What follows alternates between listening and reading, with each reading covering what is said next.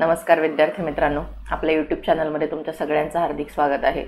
आज आपण राज्यसेवा पूर्व परीक्षेसाठीची प्रश्नपत्रिका विश्लेषणाची बॅच पाहत आहोत आणि त्याच्यामध्ये आपण याच्या आधी इतिहास बघितलेला आहे, राज्यव्यवस्था बघितलेला आहे आणि आज आपण इकॉनॉमिक्स आणि पर्यावरणाचे जे पाच प्रश्न आहेत सो त्याच्याबद्दल माहिती बघणार आहोत। आपली ही जी बॅच आहे तर याच्यामध्ये आपण टोटल 20 प्रश्नपत्रिका पाहणार आहोत। सो पहिला पेपर झालेला आहे आणि पहिल्या पेपरचं विश्लेषण चालू आहे। याच्यानंतर दुसरा पेपर होईल। ज्यावेळेस पहिला पेपर पूर्ण होईल त्याच वेळेस दुसरा पेपर जो आहे तर तो चालू होणार आहे, म्हणजे उद्या। सो याची जी PDF आहे सो त्याची डिस्क्रिप्शनमध्ये तुम्हाला त्याची लिंक दिलेली आहे टेलिग्रामची, त्याच्यावरती तुम्हाला ह्या सगळ्याची PDF जी आहे तर ती मिळणार आहे। आता हे जेवढे काही घटक आणि जेवढे काही गोष्टी मी इथे एक्सप्लेन करते प्रश्नाच्या संदर्भात तर त्या सगळ्या त्याचे जे काही संदर्भ स्रोत आहेत जे की आपण डेली वापरतो, की आपण सर्रास अभ्यास करताना वापरतो, त्याचशिवाय 6वी पासून 11वी पर्यंत म्हणजे ज्यावेळेस आपण भूगोलाचा विचार करतो 11वी NCERT जी आहे physical fundamentals of geography, so 11वी NCERT आहे जे की अतिशय महत्त्वाचे आहे। 11वी आपलं स्टेट बोर्ड आहे सो ते एक अतिशय महत्त्वाचं आहे। 11वी जुनं स्टेट बोर्ड आहे, 11वी नवीन स्टेट बोर्ड आहे जे की अतिशय महत्त्वाचं आहे। आजच्या या इकॉनॉमिक्सच्या पेपरसाठी जे काही आपण संदर्भ स्रोत वापरलाय सो त्याच्यामध्ये 11वी इकॉनॉमिक्सचं जे पुस्तक आहे जे आपण सर्रासपणे वाचतो आणि या 11वी इतिहासाच्या पुस्तकामधून किती प्रश्न सरळ सरळ तुम्हाला तिथे आलेले दिसतील ते तुम्हाला याच्यामधून कळणार आहे। ठीक आहे। सो पहिला प्रश्न हा ॲक्च्युअली पर्यावरणाचा आहे। सो या पर्यावरणाच्या पहिला प्रश्न बघा काय होतं हे। तर ढगफुटीच्या ज्या काही घटना घडलेल्या होत्या म्हणजे आपत्ती व्यवस्थापनाचा जो भाग दिलेला आहे की नाही आयोगाने आपल्याला सिलेबसमध्ये नमूद केलेला पॉइंट त्याच्यावरती हा प्रश्न आहे। सो केदारनाथ कधी तर पावसाच्या वेळेस 16 जून 2023ला केदारनाथची घटना जी आहे ती घडलेली आहे। जे मुंबईमध्ये पूर आलेला होता तर सगळ्यांना माहिती आहे की 26 जुलैचा तो पूर होता। सो मुंबईला 4 लागेल। बघा ऑप्शन आता शोधा। एकाचं उत्तर 3 पाहिजे, इथे 3 आहे आणि 3चं उत्तर काय पाहिजे 4 पाहिजे। सो 3चं काय पाहिजे आपल्याला 4। ऑप्शन क्रमांक 1 त्याचं उत्तर आहे।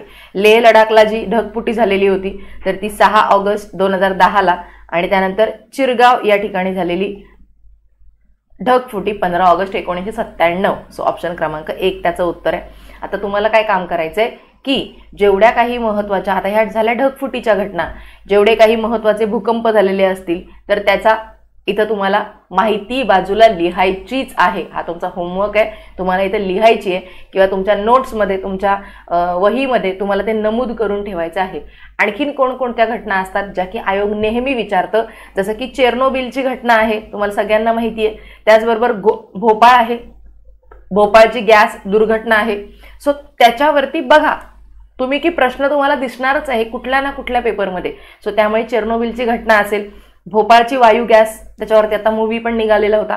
सो त्याच्यावरती ती जी घटना आहे त्याची तारीख असेल, याची तारीख असेल। इथं पण रिसेंट प्रश्न येऊन गेला, इथे पण मिथाईल आयसोसायनेट तो गॅस विचारला होता आयोगाने कंबाईनला। सो इथं पण प्रश्न येऊन गेलेला आहे। त्यामुळे आपत्ती व्यवस्थापनाच्या ज्या काही महत्त्वाच्या घडलेल्या देशातल्या घडामोडी आहेत, देशातल्या घटना आहेत ज्या तुम्हाला इथे अशा नमूद करून ठेवायच्या जेणेकरून ते आपलं पाठ झालं पाहिजे। आयोगाने आता मागेच जो खिल्लारी भूकंप होता बघा, खिल्लारी भूकंप आणि आय थिंक लातूरचा भूकंप, सो आयोगाने मागच्या राज्यसेवेमध्ये की त्याच्या आदल्या वर्षीच्या राज्यसेवेमध्ये त्याची तारीख विचारलेली होती। तुम्हाला आठवत असेल तर प्रश्न तुम्ही पाहत असाल तर तुम्हाला आठवत असेल। सो त्यामुळे हे आपलं इथं असं लिहूनच पाठ झालं पाहिजे। सो उत्तर होतं त्याचं ऑप्शन क्रमांक 1। याचं उत्तर आयोगाने दिलेलं आहे वरीलपैकी एकही नाही। प्लास्टिकचा पुनर्वापर उत्पादन व वापर कायदा 1991 प्रमाणे कॅरी बॅगसाठी वापरण्यात येणाऱ्या प्लास्टिकची जाडी किती मायक्रॉन असायला पाहिजे तर इथं उत्तर त्याचं दिलेलं नाही। ऑप्शन क्रमांक 4। काही असे प्रश्न असतात जे की आपल्याला स्किप करायला पाहिजेत। ठीक आहे। सो प्रत्येक परीक्षेमध्ये प्रत्येक पेपरमध्ये कमीत कमी 5 प्रश्न असे असतात की ज्याची उत्तर आपल्याला तुम्हाला शोधून सुद्धा सापडणार नाहीत आणि त्यामुळे ते स्किपच करायचे असतात, हे डोक्यात ठेवायचं आहे। प्रत्येक शब्दाचं उत्तर, प्रत्येक प्रश्नाचं उत्तर शोधायचं कधीच नसतं, त्याचा कधीच अभ्यास करायचा नसतो, हे लक्षात ठेवा। भारतातील खालीलपैकी कोणते राज्य पहिले कार्बन मुक्त राज्य होण्याच्या मार्गावरती आहे? सो कोणतं आहे ते हिमाचल प्रदेश आहे करंटचा त्यावेळेचा प्रश्न होता. खालीलपैकी कोणत्या पर्वतरांगा जगातील प्रमुख जैवविविधतेचे संवेदनशील क्षेत्र आहे? सो आपल्याला सगळ्यांना माहिती आहे की पश्चिम घाट जे आहे, हा प्रश्न कितीतरी वेळा आयोगाने विचारलाय की पश्चिम घाट जे आहे या पश्चिम घाटाला आयोगाने नेहमीच एक बायोडायव्हर्सिटी हॉटस्पॉट आणि खूप जास्त संवेदनशील क्षेत्र म्हणून त्याला घोषित केलेलं आहे. आणि कस्तुरीरंगन समिती जी आहे जी की पश्चिम घाटाशी संबंधित आहे, त्यांनी सांगितलं होतं की पश्चिम घाटाचा बराचसा जो भाग आहे तिथला जे मायनिंगचा एरिया आहे, जांबा दगड तिथे जास्त असतो, बॉक्साईटचं उत्पादन त्या ठिकाणी होतं. सो ते सगळं तुम्ही थांबवा असं सांगितलेलं होतं आणि संपूर्णच पश्चिम घाट तुम्ही काय करा, संवेदनशील क्षेत्र म्हणून घोषित करा असं कस्तुरीरंगन समितीच्या अहवालामध्ये सांगण्यात आलेलं होतं. तर ते एक लक्षात ठेवायचं. जे बेडूक आहेत त्या बेडकांसाठी ह्या सगळ्या गोष्टी खूप जास्त सेन्सिटिव्ह आहेत आणि त्यांची संख्या खूप कमी होईल असं त्यांनी सांगितलेलं होतं त्यांच्या अहवालामध्ये. ऑप्शन क्रमांक 1 याचं उत्तर आहे. ओझोन छिद्र सर्वप्रथम कोणत्या वर्षी आढळले? तर 1985ला ते आढळलेलं आहे. अंटार्क्टिकाच्या वरती ओझोन छिद्र जे आहे तर ते सापडलेलं आहे. आता इथे तुम्हाला काय करायचं सांगा की ओझोनच्या संदर्भात जेवढे काही कन्व्हेन्शन आहेत, जेवढे काही कायदे केलेले आहेत आणि जेवढे काही प्रोटोकॉल जसं की मॉन्ट्रियल प्रोटोकॉल असेल, तर अशा पद्धतीने कोणकोणते प्रोटोकॉल आणि ते कोणकोणत्या वर्षी लागू झाले हे तुम्हाला इथं लिहायचंय, जे की ओझोनच्या थराच्या संरक्षणासाठी म्हणून आपण हे प्रोटोकॉल आणलेले आहेत ते तुम्हाला इथे लिहायचं आहे. ठीक आहे, चला इकॉनॉमिक्सची इथून इकॉनॉमिक्स सुरू होते. चला बघा, एकदम सोपे खूपच सोपे प्रश्न आहेत असं वाटतं इकॉनॉमिक्सच्या याच्यामध्ये. भारताने स्वीकारलेल्या नियोजनाच्या धोरणातील सुरुवातीच्या काळात खालीलपैकी कोणत्या 3 बाबी होत्या? आता प्रश्न समजून घ्या. नियोजनाचे धोरण म्हणजे काय? तर नियोजन आयोग कधी आला? 1950ला आला. त्यानंतर आपण कशाला सुरुवात केली? पंचवार्षिक योजनांना सुरुवात केली. आता ज्या वेळेस आपण पंचवार्षिक योजनांना सुरुवात केली तर सुरुवातीच्या पंचवार्षिक योजनांमध्ये आपण कशावरती जास्त भर दिला असं त्यांना म्हणायचंय. सो आपण कोणत्या बाबींना सुरुवातीला भर दिलेला आहे? दीर्घकालीन वृद्धी प्रक्रियेच्या सुरुवात करण्यासाठी सुयोग्य पाया तयार करणे, बरोबर आहे. बऱ्याचशे मोठमोठे सिंचन प्रकल्प असतील, धरण जे आहेत मोठमोठे ते आपण बांधलेले होते. मोठमोठे जे अवजड उद्योग आहेत तर ते अवजड उद्योग आपण बांधलेले होते सुरुवातीच्या पहिल्या आणि दुसऱ्या पंचवार्षिक योजनेमध्ये. PC महालनोबिस यांच्या काय म्हणतो त्याला आपण, याच्या प्रतिमानानुसार दुसरी पंचवार्षिक योजना त्याच्यामध्ये आपण खूप जास्त जे आपले अवजड उद्योग आहेत तर ते आपण त्यांची सुरुवात दुसऱ्या पंचवार्षिक योजनेमध्ये केलेली होती. पहिल्या योजनेमध्ये आपला खत प्रकल्प असतील, मोठमोठे आपले कालवे असतील, धरणं असतील, ते आपण सुरुवात केलं पहिल्या पंचवार्षिक योजनेत. सो त्यांनी ते विचारलेलं आहे. विकास प्रक्रिया जेव्हा सुरू होईल तेव्हा कारखानदारी क्षेत्राला प्राधान्य देणे, कारखानदारी आपण सुरू केली. भांडवली वस्तू उत्पादन क्षेत्रावरती भर दिला का? तर बरोबर आहे, भांडवली वस्तू उत्पादन क्षेत्रावरती आपण भर दिलेला आहे. उपभोग्य वस्तू उत्पादनावर भर दिलाय का? नाही. आता इथं बघा, ज्यावेळेस असे 2 कॉन्ट्रास्ट वाक्य आपल्या समोर आहेत, भांडवली वस्तू आणि उपभोग्य वस्तू, त्यावेळेस दोन्हीपैकी एकच असणार आहे, बरोबर. तर हे एक डोक्यात ठेवायचंय. सो भांडवली वस्तूंवर आपण जास्त भर दिला, उपभोग्य वस्तू उत्पादनावरती भर दिलेला आपण नाही. आणि त्यामुळे ऑप्शन क्रमांक 1 त्याचं उत्तर आहे. अ, ब आणि क. चुकून पेपरवरती उत्तर टिक झाली आहेत. कधीच पेपर सोडवताना टिक केलेला पेपर असेल तर तो अवॉइड करायचा. टिक केलेला पेपर कधीच वाचायचा नाही. उत्तरं नुसती पाठ करायची नाही, आपलं डोकं चालत नाही. आपण फक्त काय करतो, उत्तरं पाठांतर करतो, तसं नाही करायचं. योजना अवकाश म्हणून ओळखल्या जाणाऱ्या वार्षिक योजना डॅश डॅश या काळात राबवल्या गेल्या. सो कधी रे? योजना अवकाश म्हणजेच काय की प्लॅन हॉलिडे, म्हणजे कुठल्या याच्यामध्ये आपण योजना राबवलेल्या नव्हत्या असं त्यांना म्हणायचंय. सो 1966 ते 69 त्यावेळेस आपण काय केलेलं होतं, हरित क्रांती बरोबर 1966ला आपण केलेली होती. सो त्यावेळेस आपण एक वर्षाच्या आपण त्यावेळेस 1 वर्षाची योजना आपण राबवलेली होती, ना की पंचवार्षिक योजना. नंतर पुन्हा 70 ते 74 इंदिरा गांधींनी सुरू केली, नंतर परत 74 ते 78 झाली, नंतर परत 78 ते 80 जनता सरकार आलं, मग जनता योजना त्यावेळेस आल्या. 80 ते 85 परत इंदिरा गांधींची आपली योजना आलेली आहे. सो इथं त्यांनी काय केलेलं आहे, आपण योजना अवकाश म्हणून वार्षिक योजना ज्या आहेत एक वर्षाच्या त्या आपण राबवलेल्या होत्या आणि त्याच वेळेस आपण हरित क्रांती केलेली आहे. आयोगाने असा पण प्रश्न विचारलेला आहे की हरित क्रांती खालीलपैकी कोणत्या पंचवार्षिक योजनेमध्ये झाली? तर झाली आहे का? नाही, कारण त्यावेळेस पंचवार्षिक योजना नव्हती. काय होतं मग तेव्हा? अशा वार्षिक योजना होत्या. ठीक आहे, हे बघा पहिलं पण तुमचं दाखवायचं राहिलं तुम्हाला. पहिली पंचवार्षिक योजना ज्याच्यामध्ये आपण कृषी क्षेत्राचा विकास करायला सुरुवात केली. दुसरी पंचवार्षिक योजना ज्याच्यामध्ये आपण अवजड उद्योगांचा विकास करायला सुरुवात केलेली आहे, जो की आपला पहिला प्रश्न होता. नंतर त्यांनी काय विचारलं होतं आपल्याला, काय विचारलं होतं सांगा, की वार्षिक नियोजन, इथं दिसतंय का वार्षिक नियोजन काय आहे, वार्षिक योजना कधी आहे बघा, वार्षिक नियोजन किंवा वार्षिक योजना 66 ते 69. काय उत्तर आहे त्याचं, 66 ते 69. कुठलं पुस्तक आहे ते, 11वी इकॉनॉमिक्स अर्थशास्त्र त्याचं पुस्तक आहे ते. पुढचं आहे कुटुंब बहुआयामी दरिद्री होण्याची शक्यता अशा वेळी जास्त असते जेव्हा वंचितता म्हणजे आपल्याला डिप्रिवेशन जे त्यांनी विचारलेलं आहे की कोणतं कुटुंब वल्नरेबल असतं, म्हणजे ते कधीही काय होऊ शकतं, मल्टी डायमेन्शनल पुअर होऊ शकतं ते. तर ते कधी असतं, ज्यावेळेस त्यांची वंचितता निर्देशांक हा 20 पेक्षा जास्त 20 ते 33 पर्यंत असतो, तेव्हा ते कधीही काय होऊ शकतं, मल्टी डायमेन्शनल पुअर्टीकडे जाऊ शकतं. 50 पेक्षा जास्त असेल तर त्याला आपण सिव्हिअर पुअर्टी असं म्हणतो. काय म्हणतो त्याला आपण, सिव्हिअर पुअर्टी असं म्हणतो त्याला आपण. आणि ज्यावेळेस ते 33 पासून 50 पर्यंत असतं तेव्हा त्याला आपण मल्टी डायमेन्शनल पुअर असं म्हणतो. मल्टी डायमेन्शनल पुअर कधी 33 पासून 50 पर्यंत असेल तेव्हा. आयोगाने हा सुद्धा प्रश्न विचारलेला आहे. हा प्रश्न 2दा आलाय, सो पाठच करायचा. 20% जास्त आणि 33 पेक्षा कमी ज्यावेळेस असेल त्यावेळेस ते काय असतं, वल्नरेबल होऊ शकतं, दरिद्री होण्याची शक्यता असते, अशा वेळी जास्त असते. कधी, जेव्हा निर्देशांक 20 पासून 33 पर्यंत असतो तेव्हा. त्याला आपण नागवणूक दर असं सुद्धा म्हणतो. इथं बघा ते वार्षिक नियोजनाचं सुद्धा आपण बघितलं.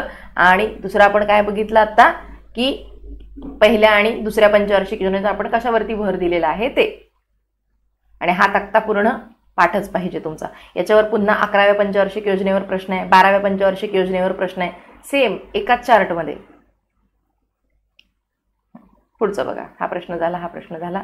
पुढे एलपीजीचा अन्वयार्थ काय. तर एलपीजी म्हणजे काय असतं, लिबरलायझेशन, प्रायव्हेटायझेशन आणि ग्लोबलायझेशन. उदारीकरण, खाजगीकरण आणि जागतिकीकरण. याच्यावरती यूट्यूबला थोडं सर्च करा.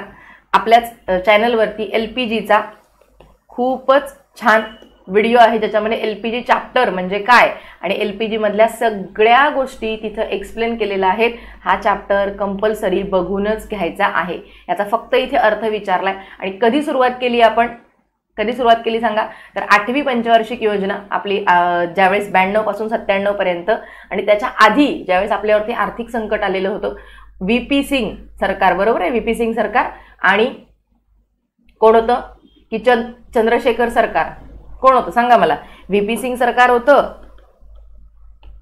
म्हणजे पंतप्रधान कोण होते, की चंद्रशेखर होते, ते सांगा मला, चंद्रशेखर. आणि मनमोहन सिंग जे आहे ते मनमोहन सिंग कोण होते, तर वित्तमंत्री होते त्यावेळेस. आणि त्यावेळेस त्यांनी 24 जुलै 1991 तारीख आयोगाने विचारलेली आहे.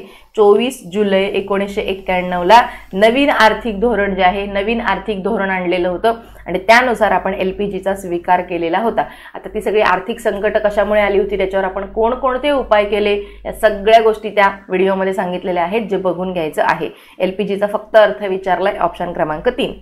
पुढे 12व्या पंचवार्षिक योजनेअंतर्गत सर्वसमावेशकता संकल्पनेच्या पुढील बाबींवरती भर दिला आहे. म्हणजे 12वी पंचवार्षिक योजना बघून घ्या इथे.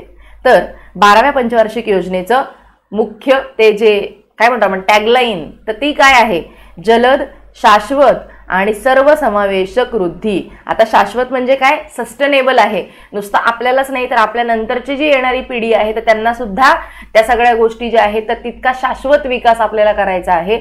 आणि सर्वसमावेशक म्हणजे काय, या सर्वसमावेशक शब्दाचा अर्थ इथं आपल्याला विचारलेला आहे. बघा, सर्वसमावेशक म्हणजे 12व्या पंचवार्षिक योजनेअंतर्गत कुठे गेलं, इथे आहे दिलेलं बघा. 12व्या पंचवार्षिक योजनेअंतर्गत काय काय आहे, आर्थिक वृद्धी करायची आहे, दारिद्र्य रोजगारावरती भर दिलेला आहे, त्याचबरोबर शिक्षणावरती भर दिलेला आहे, शाश्वत वृद्धी दर आपल्याला त्याचं लक्ष केंद्रित करायचं आहे आणि याच्यामधून शेती, शिक्षण, आरोग्य, सामाजिक कल्याण या सगळ्या गोष्टींचा विकास करायचा आहे। त्याचबरोबर उत्पादन क्षेत्राच्या विकासातून रोजगार निर्मिती सुद्धा करायची आहे। म्हणजे सगळ्याच घटकांचा 12व्या पंचवार्षिक योजनेमध्ये सर्वसमावेशन म्हणजे समावेशक वृद्धी म्हणजे सगळ्याच घटकांना आपल्याला त्यांचा विकास करायचा आहे, त्यालाच आपण समावेशक असं म्हणतो। आणि त्यामुळे काय आहे त्याचं उत्तर? समावेशकता म्हणजे दारिद्र्य निर्मूलन होतं का तिथं? बरोबर आहे। विविध गटामध्ये समानता, बरोबर आहे।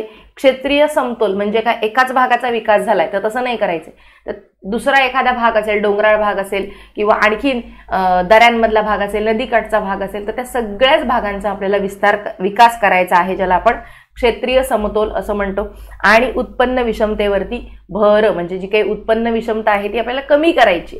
सो सगळ्याच गोष्टींचा सर्वसमावेशकता या शब्दाच्या अंतर्गत या सगळ्यांचा अर्थ असतो आणि म्हणून उत्तर आहे अ, ब, क, ड सर्व बरोबर। आणखीन एक तुम्हाला लॉजिक इथं कळालं असेल, मागचा व्हिडिओ तुम्ही बघितला असेल तर तुम्हाला ते समजेल। ठीक आहे, अ, ब, क, ड कुठे आलेलं आहे।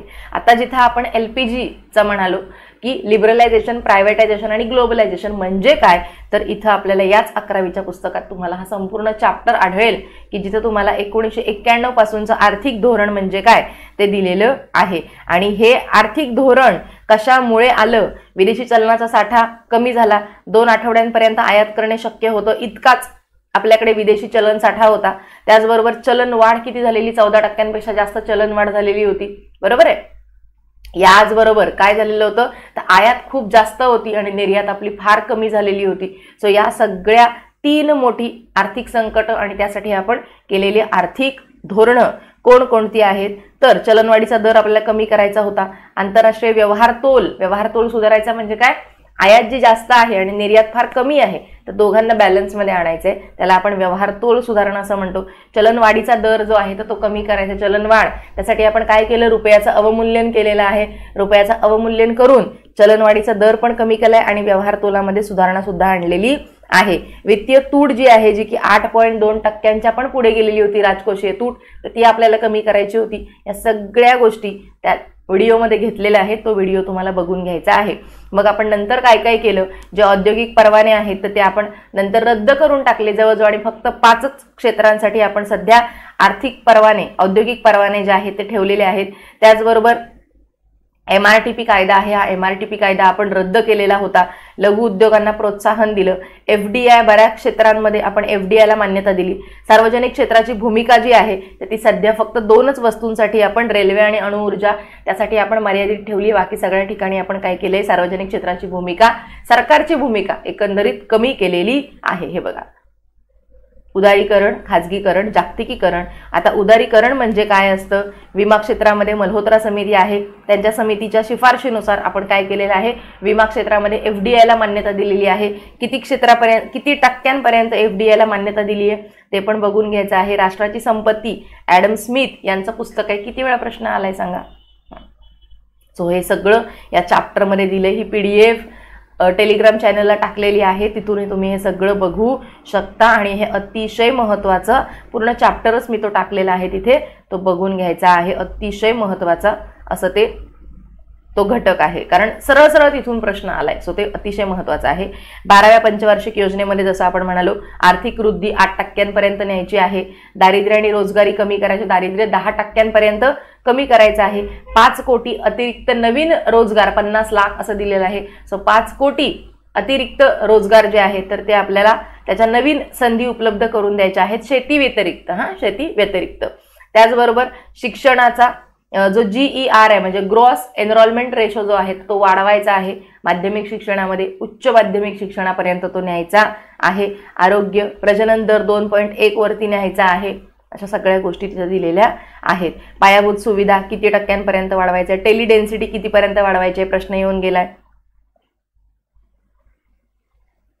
आणि इथे पुढे नीती आयोग आणि नीती आयोगाची संपूर्ण माहिती जी आहे त्याला आपण थिंक टँक असं म्हणतो सरकारचा, सो त्याच्याबद्दलची सगळी इथे माहिती दिलेली आहे, तेवढं वाचून घ्या।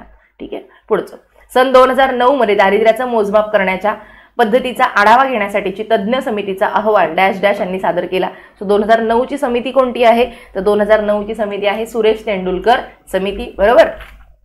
2005 ची आहे ती आणि त्यांनी 9 मध्ये 2005 ला स्थापन झाली होती आणि 2009 मध्ये त्यांनी आपला अहवाल दिलेला आहे. आता कोणकोणते दारिद्र्य मोजमाप करण्याच्या समित्या आहेत तर अल्टर, अलग, लकडावाला, तेंडुलकर आणि रंगराजन. अल्टर त्याची ट्रिक आहे ती लक्षात ठेवा. आता पहिल्यांदा अलग आली. अलग कितीला आली तर 1979 ची समिती आहे अलग. त्यानंतर लकडावाला कधी आली 1989 ला लकडावाला आली. तेंडुलकर कधी आली तर तेंडुलकर 2005 ला आलेली आहे. 2005 पण आयोगाने विचारलंय. अहवाल कधी दिला, अहवाल 2009 ला दिलाय. दोन्हीवरती प्रश्न येऊन गेलेले आहेत. रंगराजन कधी आली 2012 ला आलेली आहे. त्याचबरोबर आणखीन कोणकोणत्या महत्त्वाच्या समित्या आहेत दारिद्र्य मोजमापनाच्या. सो दारिद्र्य मोजमापनाच्या ज्या काही समित्या आहेत त्याच्यावरती पण दारिद्र्यावरती यूट्यूबला व्हिडिओ आहे, तो बघून घ्यायचा. फक्त 15-20 मिनिटाचाच व्हिडिओ आहे पण त्याच्यात संपूर्ण चॅप्टर मी एक्सप्लेन केलाय. सो ते दोन्ही चॅप्टर अतिशय महत्त्वाचे आहेत. मग राज्यसेवा असू दे, कंबाईन असू दे, आपण अभ्यास करतो. अभ्यास व्यवस्थित डिटेलमध्येच करायचा आहे. आता वेळ आहे, याच वेळेत अभ्यास डिटेलमध्ये करायचा. परीक्षा जवळ आल्यानंतर जो आपण अभ्यास करतो तो अभ्यास नसतो. सो आत्ताच व्यवस्थित अभ्यास करायचा आहे. पीडी ओझा समिती आहे. पीडी ओझा समिती कधीची आहे 1960 ची आहे. त्याचबरोबर दांडेकर आणि रथ समिती आहे. दांडेकर आणि रथ समिती कधीची आहे 1960 चीच आहे, बरोबर. सो मिनास समिती आहे. आणखी कुठली समिती आहे सांगा मला, सांगा अजून कुठल्या समिती आहेत. अलग झाली, लकडावाला झाली, तेंडुलकर झाली, रंगराजन झाली. या सगळ्यांची सगळी आकडेवारी तुमची पाठ पाहिजे. सगळ्यांची म्हणजे अलगची, लकडावालाची, तेंडुलकरची आणि रंगराजनची सगळी आकडेवारी. काय सांगितलंय 972 सांगितलंय, 1407 सांगितलंय, 1000 सांगितलंय, 816 सांगितलंय, 32 सांगितलंय, 47 सांगितलंय, 13-7 सांगितलंय, 21-9 सांगितलंय, काय काय सांगितलंय ते सगळं पाठ करायचं. ते काय होतं सगळं हे सांगितलेलं मी, तर त्या सगळे त्यांच्या आकडेवाऱ्या होत्या आणि ह्या आकडेवारी सगळ्या परीक्षेमध्ये येऊन गेलेल्या आहेत. पुढचं लोकसांख्यिकी लाभांश, ज्याला आपण डेमोग्राफिक डिव्हिडंड असं म्हणतो, तर तो कशामुळे प्राप्त होतो आणि लोकसांख्यिकी लाभांश म्हणजे डेमोग्राफिक डिव्हिडंड जो आहे तर तो काय असतो. तर इथं बघा तुम्हाला दाखवते मी.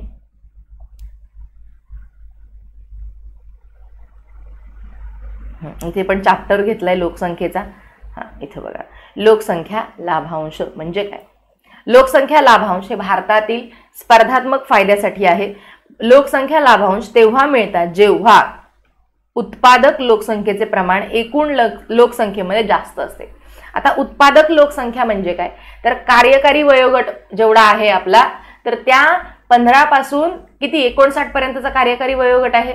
सो त्या वयोगटातली लोक ज्या वेळेस जास्त त्यांची लोकसंख्या असेल आणि जास्तीत जास्त ही लोक रोजगारामध्ये त्यांचा समावेश असेल, त्यांना रोजगार मिळत असेल, ही लोक काम करत असतील, कार्यकारी वयोगट ज्याला आपण म्हणतो, तेव्हा आपल्याला काय मिळत असतो, तेव्हा मिळत असतो आपल्याला लोकसंख्या लाभांश.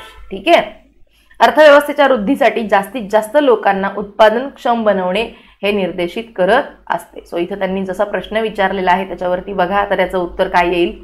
कमी होणारा जन्मदर आणि त्या अनुषंगाने होणाऱ्या वयोगटांच्या संरचनेत होणारे बदल. तर वयोगटांच्या संरचनेत बदल सगळ्या झाले तर आपल्याला फायदा आहे का लोकसंख्या लाभांशमध्ये? नाही. सगळ्या वयोगटांमध्ये बदल नाही झाला पाहिजे. कुठल्या संरचनेत बदल झाला पाहिजे, जेवढी कार्यकारी वयोगट आहेत त्याच्यात बदल झाला पाहिजे, ती लोक जास्त असायला पाहिजेत आणि त्यामुळे कमी होणारा जन्मदर आणि त्या अनुषंगाने काम करण्यायोग्य वयोगट जो आहे त्यांच्या संरचनेत होणारे बदल. त्यामुळे ऑप्शन क्रमांक 2. कमी होणारा मृत्यूदर नाही, कमी होणारा जन्मदर नाही. लोकसंख्या लाभांश तेव्हा मिळतो जेव्हा कार्यकारी वयोगटातली जास्तीत जास्त लोक रोजगारामध्ये त्यांचा समावेश झालेला असतो त्यावेळेस आणि त्यामुळे ऑप्शन क्रमांक 2 त्याचं उत्तर आहे. 11वी पंचवार्षिक योजना, त्याची संकल्पना, त्याची टॅगलाईन विचारलेली आहे, थीम विचारली आहे काय आहे, जलद व सर्वसमावेशक वृद्धीच्या दृष्टीने. आणि 12वी काय आहे, हे कशाचं आहे, हे 12व्या योजनेचं उद्दिष्ट आहे. सो 1 ते 12 सगळे टॅगलाईन पाठ पाहिजेत आपल्या. इथे तुम्हाला तेच लोकसंख्या आणि लोकसंख्येच्या जे काही संक्रमणाचे टप्पे आहेत, तर पहिल्या टप्प्यामध्ये काय होतं, जन्मदर आणि मृत्यूदर दोन्ही जास्त असतात. दुसऱ्या याच्यामध्ये काय होतं, जन्मदर जास्त असतो पण मृत्यूदर थोडासा कमी होत असतो. तिसऱ्या याच्यामध्ये काय असतं तर जन्मदर आणि मृत्यूदर दोन्ही पण कमी कमी कमी कमी होत असतात आणि नंतर काय होत जातं तर लोकसंख्या कमी व्हायला लागते, जन्मदर स्थिर व्हायला लागतो, जन्मदर कमी व्हायला लागतो. आणि आता आपण सध्या भारत जो आहे हा कशामध्ये आहे, जन्मदर आपला कमी होत आहे, बरोबर. सो असे लोकसंख्येचे टप्पे आहेत. लोकसंख्या वाढीचे सिद्धांत, माल्थसचा सिद्धांत, याच्यावर आयोगाने प्रश्न विचारलेला आहे की भूमितीय गणित हेच वाक्य विचारलंय. माल्थसच्या सिद्धांतानुसार लोकसंख्या ही भूमितीय गतीने वाढते, परंतु अन्नधान्याचा पुरवठा मात्र गणितीय पद्धतीने वाढतो. म्हणजे 2, 4, 6, 8 असा होतो. मात्र लोकसंख्या 2ची 4, 4ची 8, 8ची 16, 16ची 32 अशी होते, असं त्यांना इथं म्हणायचं आहे. ओके, हा प्रश्न राज्यसेवा मेन्सला येऊन गेलेला आहे. And essay on the principle of population हा कोणाचा ग्रंथ आहे, कोणाचा आहे दिलं इथे बघा, रॉबर्ट माल्थस यांनी दिलेला आहे. आणखीन कोल आणि हुवर यांनी लोकसंख्या वाढ आणि निम्न उत्पन्न देशातील आर्थिक विकास या पुस्तकात लोकसंख्या संक्रमणाचा सिद्धांत मांडलेला आहे. राज्यसेवा मुख्य परीक्षेला हा प्रश्न येऊन गेलेला आहे. हा प्रश्न, हे पुस्तक तेच आहे, 11वी इकॉनॉमिक्सचं पुस्तक आहे. तर सगळे लोकसंख्येचे टप्पे दिलेत. हा इथं बघा लोकसंख्या विस्फोट दिलाय. इथं आपल्याला जन्मदर जो आहे ह्या जन्मदराचा तक्ता दिलेला आहे. बघा आपला जन्मदर कमी कमी कमी कमी झालेला आहे. 17 आता किती आहे 2011चा सांगा, हा किती 21% आहे. सो महाराष्ट्राचा पण जन्मदर तुम्हाला माहिती असायला पाहिजे. इथे सर्व कारणं दिलेली आहेत. हे व्यवस्थित हा चॅप्टर वाचून घ्यायचा आहे. राष्ट्रीय लोकसंख्या धोरण 2000चे लक्ष्य कोणते. सो राष्ट्रीय लोकसंख्या धोरणं आहेत. काय काय धोरणं आहेत बघा राष्ट्रीय लोकसंख्येची, इथं बघा दिली आहेत. सो राष्ट्रीय लोकसंख्या कमी करण्यासाठी म्हणून तर भारतामध्ये वेगवेगळी लोकसंख्या धोरणं आणली गेलेली आहेत. तो सगळ्यात पहिल्यांदा कुटुंब नियोजन कार्यक्रम जो आहे 1952चा तो सुरू करण्यात आला. त्यानंतर संतती नियमनाबद्दल निर्णय घेऊन पालक होण्याची संधी घेता येते. लोकांमध्ये जास्तीत जास्त जागरूकता आणणं, कारण भारत तेव्हा जस्ट स्वतंत्र झालेला होता 5-6 वर्षांपूर्वी, आणि त्यामुळे लोकांमध्ये जागरूकता आणण्यासाठी म्हणून कुटुंब नियोजन कार्यक्रम सुरू झाला. त्यानंतर 1979 मध्ये कुटुंब कल्याण कार्यक्रम आला. त्यानंतर 2000 मध्ये आपण राष्ट्रीय लोकसंख्या धोरण आणलेलं आहे. आता या राष्ट्रीय लोकसंख्या धोरणाचं इथे तुम्हाला कदाचित थोडंसं ब्लर दिसत असेल. काय आहे धोरणाचं उद्दिष्ट, 14 वर्षापर्यंतच्या सर्व मुलांना मोफत आणि सक्तीचे प्राथमिक शिक्षण उपलब्ध करून देणं, दर 1000 बालकांमध्ये बालमृत्यूदर 30 इतका करायचा आहे आणि प्रसूती दरम्यान 1,00,000 मातांमागे माता मृत्यूदर 100 इतका कमी करायचा आहे. 2045 पर्यंत लोकसंख्या वाढीचा दर स्थिर करायचा आहे. मुलीचे विवाहाचे वय 18 पूर्वीचे नसावे आणि शक्यतो 20 वर्षानंतर विवाह केला जावा. लसीकरणाचे 100% सार्वत्रिकरण करायचं आहे. फक्त 2 नंबर हे लक्षात ठेवा, बालमृत्यूदर 30 करायचा आहे आणि माता मृत्यूदर 100 इतका करायचा आहे. चला आता तो प्रश्न बघा काय सांगितलेलं होतं. तर जिवंत जन्मामागे माता मृत्यूदर 100च्या खाली आणायचे आहे का, बरोबर आहे. बालक जन्मामागे मृत्यूदर 30च्या खाली आणायचे आहे का, बरोबर आहे. संसर्गजन्य रोगांची लागण प्रतिरोध आणि नियंत्रणाखाली आणणे, काय होतं तिथे लसीचं सार्वत्रिकरण करणं, बरोबर ते वाक्य होतं. सो हे बरोबर आहे. पुढे प्रति लाख जिवंत बालक जन्मांमागे माता मृत्यूदर 130च्या खाली आणि बालक मृत्यूदर 35च्या खाली होता का, नाही. काय होतं 100 होतं आणि 30 होतं. सो 100 आहे 30 आहे हे विधान चुकीचं आहे. सो क गेलं इथून काय उत्तर आहे अ आणि ब. वित्तीय समावेशनासाठी शासनाने, एक मिनिट कोणता प्रश्न चालू आहे आपला 45, हा 50 प्रश्न आहेत त्याचे. वित्तीय समावेशनासाठी शासनाने 2014 मध्ये खालीलपैकी कोणती योजना अंमलात आणली. तर वित्तीय समावेशनासाठी म्हणून आपण काय केलं समावेशक वृद्धीमध्ये जनधन योजना आणली. कधी आणली 2014ला आणली का 15 ऑगस्ट 2014ला आठवा, की 26 ऑगस्ट 2014ला आणली आठवा. आणि प्रधानमंत्री जनधन योजना आणलेली आहे आपण वित्तीय समावेशनासाठी. 0 बॅलन्स अकाउंट, बरोबर, कारण सगळ्यांना वित्तीय सेवा पुरवायच्या आहेत. बँकिंग सुविधा प्रत्येकाला मिळायला पाहिजे आणि त्यामुळे प्रत्येकाचं अकाउंट असणं गरजेचं आहे. त्यामुळे 0 बॅलन्स अकाउंट आपण काढलेले आहे जनधन अकाउंट. या जनधन बद्दल इथे माहिती लिहायची, त्याची डेट किती आहे ती लिहायची आणि किती अकाउंट, त्याच्यामध्ये किती पैसे असायला पाहिजे, त्याच्यामध्ये कितीचा विमा आपल्याला प्राप्त होतो, या सगळ्या माहिती इथं लिहायच्या आहेत. कधी सुरू झाली ते सगळं लिहायचं इथे. प्रधानमंत्री जनधन योजना. निश्चलीकरण म्हणजे काय रे, डिमॉनिटायझेशन. डिमॉनिटायझेशन कधी केलं बरं आपण, म्हणजे काय की असलेल्या नोटा चलनामधून आपण बाद करतो. सो 8 नोव्हेंबर 2016ला आपण 500च्या नोटा ज्या आहेत त्या 8 नोव्हेंबर 2016ला 500च्या नोटा आपण चलनामधून बाद केलेल्या होत्या. सो ते लक्षात ठेवायचं. डिमॉनिटायझेशन इथे सगळी तीच माहिती दिलेली आहे. पुढचा जवाहरलाल नेहरू राष्ट्रीय नागरी पुनर्निर्माण प्रकल्प.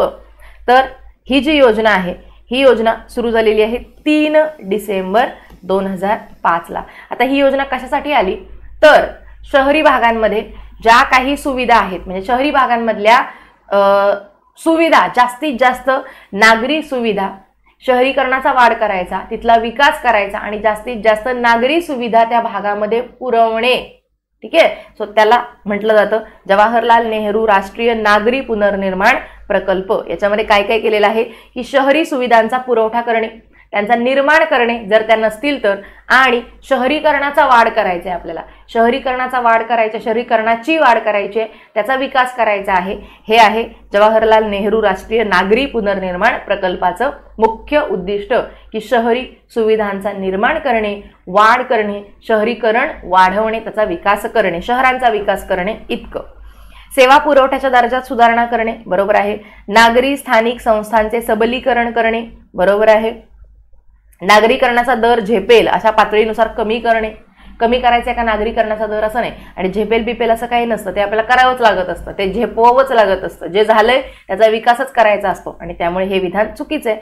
सो इथून क गेलं, इथे एकही नाही असं नाही, सगळं बरोबर आहे. शहरी दारिद्र्य कमी करणे ते तर आहेच, कारण रोजगाराच्या योजना यासाठीच आणलेल्या असतात. त्याचबरोबर ज्या आवास योजना असतात, घरकुलांच्या योजना असतात, म्हाडाची घरं असतात, सिडकोची घरं असतात, ते कायसाठी असतं सगळं का तर जास्तीत जास्त शहरामधल्या लोकांना कमी दरामध्ये घरं उपलब्ध व्हावी आणि झोपडपट्टीचं प्रमाण कमी व्हावं, नागरीकरण जास्त व्हावं, नागरीकरण त्या शहराचा विकास व्हावा, यासाठी सगळ्या गोष्टी असतात. आणि त्यामुळे अ, ब आणि ड त्याचं उत्तर आहे. असं टिक केलेलं असलं की उत्तर सोडवायला चांगलं म्हणजे मजा नाही येत प्रश्नपत्रिका सोडवायला. सो त्यामुळे टिक नाही करायची तिथे. शहरीकरण हे आर्थिक विकासासाठी उपयोगी ठरले नाही. म्हणजे शहरीकरणाचे दुष्परिणाम काय झाले असं त्यांना म्हणायचे. काय झाले दुष्परिणाम? नियोजनात शहरातील झोपडपट्टीकडे दुर्लक्ष झालं का? झालं, कारण प्रत्येक शहरात झोपडपट्टी आढळते. असंघटित क्षेत्राची भांडवलदार, जमीनदार आणि कंत्राटदारांकडून पिळवणूक, बरोबर आहे. भांडवलाशी संबंधित तंत्रज्ञानामुळे बेरोजगारात झालेली वाढ, तांत्रिक बेरोजगारी, संरचनात्मक बेरोजगारी, चक्रीय बेरोजगारी, काय आहेत सगळे बेरोजगारीचे प्रकार. आर्थिक वाढीच्या फायद्याची समाजात केलेली असमान वाटणी, बरोबर आहे. उत्पन्नामध्ये खूप जास्त विषमता आपल्याला आढळते, बरोबर. काय कोणता कर्व आहे तो? कोणता हा कर्व आहे हा सांगा मला. बेरोजगारीचा कर्व कोणता आहे सांगा मला. सो ऑप्शन क्रमांक 4 उत्तर आहे वरीलपैकी सर्व. इथे काही योजना आहेत. रोजगार हमी योजना जी आपण 1972 मध्ये महाराष्ट्रामध्ये सुरुवात केली. स्वर्ण जयंती ग्राम स्वरोजगार जी की आहे 99ची, आणि स्वर्ण जयंती शहरी रोजगार जी की आहे 97ची. सो या दोन्ही योजनांबद्दल इथे माहिती दिली आहे, ती वाचून घ्या. प्रधानमंत्री रोजगार योजना 93ची, ट्रायसेम आहे 1979ची, जवाहर रोजगार योजना आहे 1989ची, ज्याच्यामध्ये आपण 2 योजना एकत्र केल्या आणि मग जवाहर रोजगार योजना आणलेली होती 89ला. नंतरच त्याची जवाहर ग्राम समृद्धी योजना झाली 1999ला. मनरेगा भरपूर वेळा आलेला प्रश्न, हे पाठच करायचं एवढं मनरेगाचं. 2009ला आपण त्याला महात्मा गांधीजींचं नाव लिहिलेलं आहे. दीनदयाळ उपाध्याय ग्रामीण कौशल्य योजना, दीनदयाळ उपाध्याय नावं कधी सुरुवात झाली? 2014 पासून. सो हे पाठ करायचं. प्रधानमंत्री कौशल्य विकास योजना 2016ची, स्टार्टअप 2016ची आहे. कौशल्य विकास आणि उद्योजिकता विकासासाठीचं राष्ट्रीय धोरण कधीचं आहे? 2015चं. तर ह्या सगळ्या योजना इथे दिल्यात, त्या वाचून घ्यायच्या आहेत. पुढचं कुळ कायदा सुधारणांमध्ये पुढील गोष्टींचा समावेश होतो. तर काय काय आहे? फक्त याच्यामध्ये सरळ सरळ विचार करायचा हे असायला पाहिजे का? आणि नाही. कुळ खंडणी नियमन तर पाहिजेच सगळ्या गोष्टींचं. वहिवाटीची सुरक्षितता, बरोबर आहे. कुळांना मालकी हक्क देण्याबाबत पुष्टी, बरोबर आहे. आणि कसाऊ जमिनीच्या आकारावर मर्यादा, तर तेवढं पाहिजेच. सो ऑप्शन क्रमांक 2 अ, ब, क, ड जे मागाशी लॉजिक सांगत होते मी ते पण तेच इथं लागतं. डीबीटी म्हणजेच डायरेक्ट बेनिफिट ट्रान्सफर काय आहे रे? आणि कोणती समिती होती, कधी सुरू केली डीबीटीची आपण, तर याची स्थापना म्हणजे सुरुवात केलेली आहे पण 2013 पासून डीबीटी. आणि 2011ची एक नंदन नीलकेणी समिती होती. सो नंदन नीलकेणी यांच्या समितीनुसार सो यांच्या समितीच्या म्हणजे यांच्या अध्यक्षतेखाली ती समिती स्थापन झालेली होती. त्याच्या अंतर्गत आपण डीबीटी आणलेला आहे, डायरेक्ट बेनिफिट टॅक्स ट्रान्सफर. म्हणजे काय की ज्यावेळेस आपल्याला उज्ज्वला योजना आहे, सो उज्ज्वला योजना कधीची आहे, उज्ज्वला योजना 16ची आहे का 15ची आहे का 14ची आहे सांगा. सो उज्ज्वला योजना जी आहे, या उज्ज्वला योजनेमधून आपल्याला जी काही सबसिडी मिळणार आहे ती सबसिडी डायरेक्ट आपल्या अकाउंटमध्ये आली पाहिजे. त्याला म्हणायचं डायरेक्ट बेनिफिट ट्रान्सफर. ज्याला बेनिफिट आहे त्याच्या अकाउंटमध्येच डायरेक्ट आपल्याला ट्रान्सफर करता आलं पाहिजे, त्याला म्हणायचं आहे डीबीटी. पुढचं आहे ग्रीन क्लायमेट फंड. तर ग्रीन क्लायमेट फंडची स्थापना कधी झाली, तर 2010ला याची ग्रीन क्लायमेट फंडची स्थापना झाली आहे. कशासाठी स्थापना झालेली आहे, तर जे काही विकसनशील देश आहेत, या विकसनशील देशांना हवामानामध्ये जे काही बदल होत आहेत, या बदलांचा सामना करण्यासाठी म्हणून त्यांना पैसे पुरवणे, त्यांना आर्थिक सहाय्य करणे, आर्थिक मदत करणे, जे काही तुम्ही म्हणू शकता. सो यासाठी म्हणून ग्रीन क्लायमेट फंडची स्थापना. आणि त्याचं मुख्यालय कुठे आहे, तर दक्षिण कोरियामध्ये इंचियॉन या ठिकाणी 2010ला या ग्रीन क्लायमेट फंडची स्थापना झालेली आहे. ग्रीन क्लायमेट फंडची स्थापना झालेली आहे. आता कोणी स्थापना केलेली आहे त्याची, म्हणजे युनायटेड फ्रेमवर्क आहे आपला, United nations framework on climate change, convention on climate change, UNFCCC. So याच्या अंतर्गत हा जो ग्रीन क्लायमेट फंड आहे याची स्थापना झालेली आहे. याच्यामध्ये UNEP आहे, आपली वर्ल्ड बँक आहे, एशियन डेव्हलपमेंट बँक आहे. तर या सगळ्यांच्या मदतीने या ग्रीन क्लायमेट फंडची स्थापना झालेली आहे. कायसाठी स्थापना केली आहे आपण त्याची, तर जेवढे काही विकसनशील देश आहेत तर त्यांना हवामान बदलांचा सामना करण्यासाठी त्यांना आर्थिक सहाय्य करणं, आर्थिक मदत करणं, की ज्या पद्धतीने त्यांना त्यांची टेक्नॉलॉजी आहे, तंत्रज्ञानाचा विकास करता येईल आणि त्या सगळ्या गोष्टींचा त्यांना सामना करता येईल. म्हणजे भूकंप येत असेल, सुनामी येत असेल, पूर आलाय, ढगफुटी झालेली आहे, अशा सगळ्या ज्या काही गोष्टी आहेत जे की हवामान बदलामुळे होत आहेत, सो त्याच्यासाठी आपण ग्रीन क्लायमेट फंडची 2010ला UNEPच्या अंतर्गत स्थापना केलेली आहे किंवा UNFCCCच्या अंतर्गत त्याची स्थापना केलेली आहे. ठीक आहे, थांबूया आपण इथे.